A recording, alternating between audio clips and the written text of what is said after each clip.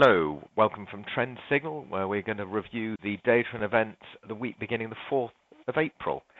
Last week was a holiday-shortened week, but with a few surprises. Markets sort of split between the Europe and the US, really, in terms of equity markets. The FTSE was up 40 points, the DAX was down 56 points, so the DAX down about 0.6%, and the FTSE up about 0.65%, but the US markets did do particularly well. The Dow up 277 points, S&P up 36 points, that's about 1.6, 1.8% respectively.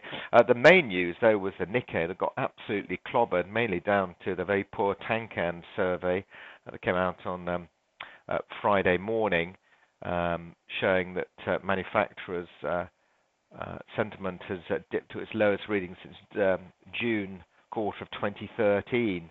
The Nikkei actually ending up 838 points down last week, which is close on 5%.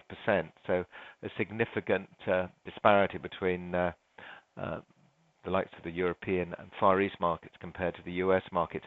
Dollar particularly weak as well, helping improve things in the States. Conversely, not good news for the Eurozone economy whatsoever. The Euro up 235 points, or just over 2%.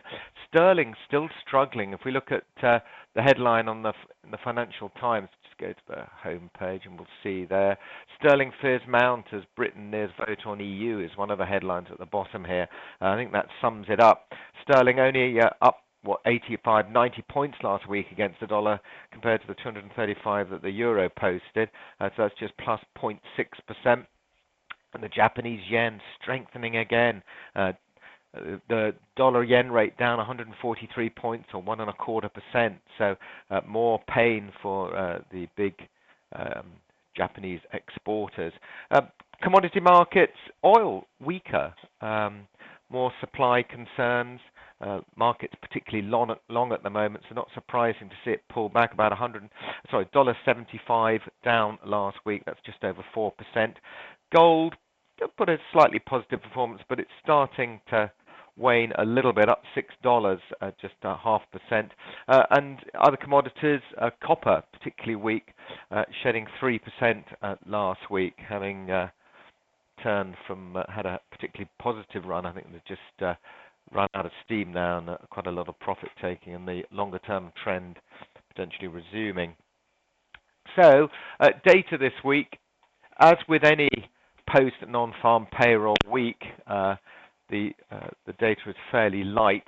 The highlights this week include the Reserve Bank of Australia meeting on Tuesday morning.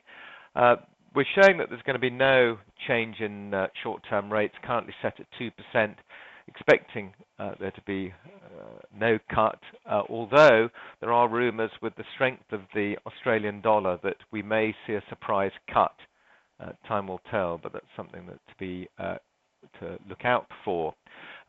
On Tuesday, we also have the services data coming out, the services PMI. We had the manufacturing PMI last week.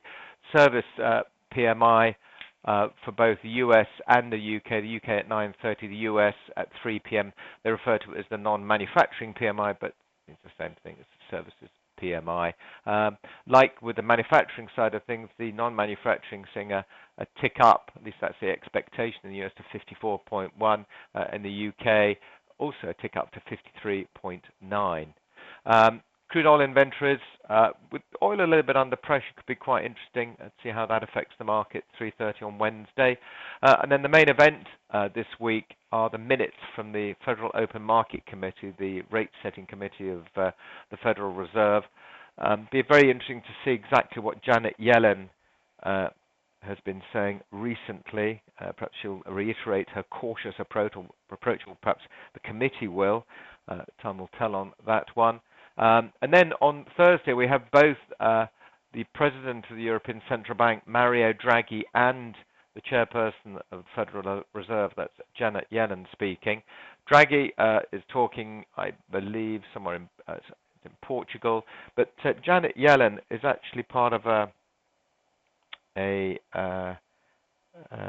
committee or panel discussion hosted by the International House in New York on Thursday. In the panel will also be former Fed presidents Ben Bernanke, Alan Greenspan, and Paul Volcker.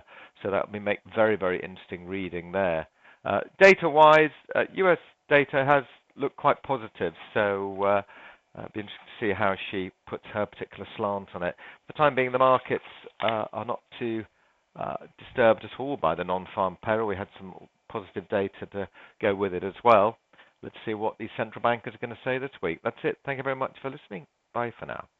If you would like more information about trading the right way, Trend Signal is giving you the opportunity to see and hear about its services live at a free online seminar. Take a look at the Trend Signal website for the latest events and to book your free place.